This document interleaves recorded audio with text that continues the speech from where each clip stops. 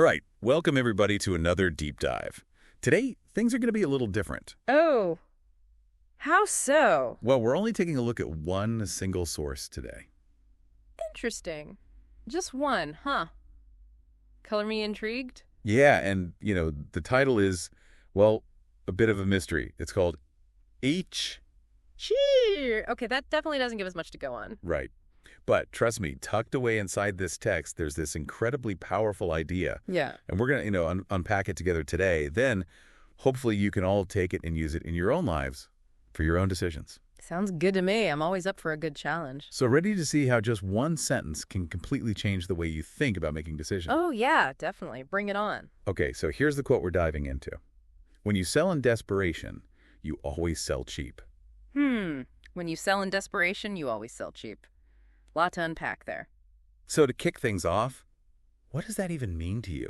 Well, I think it's really about recognizing that when we're, super desperate about something, we tend to undervalue whatever it is we're offering. Yeah. Like we get so caught up in just needing something to work out that we kind of forget our own worth. I see where you're going with that. It's like we're so focused on just escaping the situation that, we forget what we actually deserve. Right, exactly. Okay, so I can already see how this goes way beyond, literally selling something. Oh, for sure. What are some other situations where we might be, quote unquote, selling ourselves cheap without even realizing it? Well, take job hunting, for example. Like, imagine you're unemployed and you just, need a job, any job. You're feeling that pressure. You might end up taking a lower salary or maybe even a position that's not really right for you just because you're so desperate for that paycheck. Oh, yeah, I've totally been there. Right. Or even in relationships, right?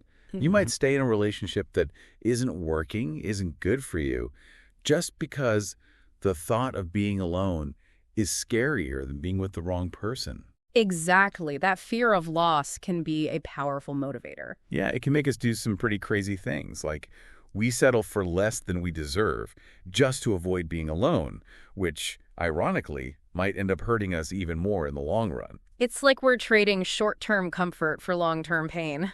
Okay, so let's dig a little deeper into the psychology here. How does this desperation, this feeling of needing something so badly, how does it actually cloud our judgment? What's happening in our minds? Well, there are these really interesting cognitive biases at play. For one, there's the scarcity effect. Oh, I've heard of that. So basically, when something feels scarce, we automatically think it's more valuable, even if it's not really. So, if you're desperate for a job, any job offer can start to feel like winning the lottery. It's like, beggars can't be choosers, right? Right. But that doesn't mean they shouldn't try to find something better. Exactly. Just because you're in a tough spot doesn't mean you should settle for whatever comes your way. I like that. And then there's loss aversion, which basically means we feel the pain of losing something way more intensely than the joy of gaining something. Oh, that makes sense. It's like that fear of missing out or the pain of regret. Yeah.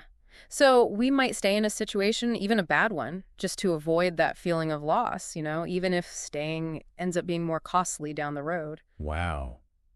This is making me think about all those times I've probably sold myself cheap without even realizing it. Yeah. Have you ever caught yourself doing that? Falling into that trap, I mean. Oh, absolutely. I think we all have at some point. The important thing is to, recognize those patterns and then figure out ways to, break free from them. So let's get into that. How can we actually avoid making decisions from that place of desperation? Well, I think it starts with building resilience, creating a solid foundation for ourselves so we don't feel like we're constantly on the verge of disaster. Okay. How do we do that? Well, there are a lot of ways, like diversifying your income streams, or having a really strong support network, or even practicing mindfulness so you can better manage stress. Basically, the more secure you feel, the less likely you are to be swayed by those feelings of desperation. So it's about having that safety net, knowing that you've got options so you don't feel like you're just one setback away from complete ruin. Exactly. That makes a lot of sense. And another really important tool is, just expanding your options. Don't limit yourself to one job application, one potential partner, one solution to a problem, Right. Explore alternatives, network, get creative. The more options you have, the less desperate you'll feel. That makes me think about negotiating a salary. Like, what if instead of just taking the first offer that comes along, you had a clear walkaway point already in mind? Yeah. Knowing you've got other options, other opportunities would totally change the whole dynamic. 100%. You'd be negotiating from a position of strength, not desperation. Exactly. Which brings us to another super important point, knowing your worth. Ooh, that's a big one. Right. Take the time to really understand the value that you bring to the table, your skills, your experiences, your unique qualities. Oh. When you are truly confident in what you offer, you're much less likely to settle for less than you deserve. It's like desperation makes us forget how valuable we actually are. Yeah. This quote is such a great reminder to stay grounded in who we are and what we can do. I totally agree. And at the end of the day, it's about remembering that you always have a choice. You might not always be able to control the circumstances, but you can control how you react to them. So big takeaway, what do we do with all this? How can we use this wisdom, this idea in our own lives?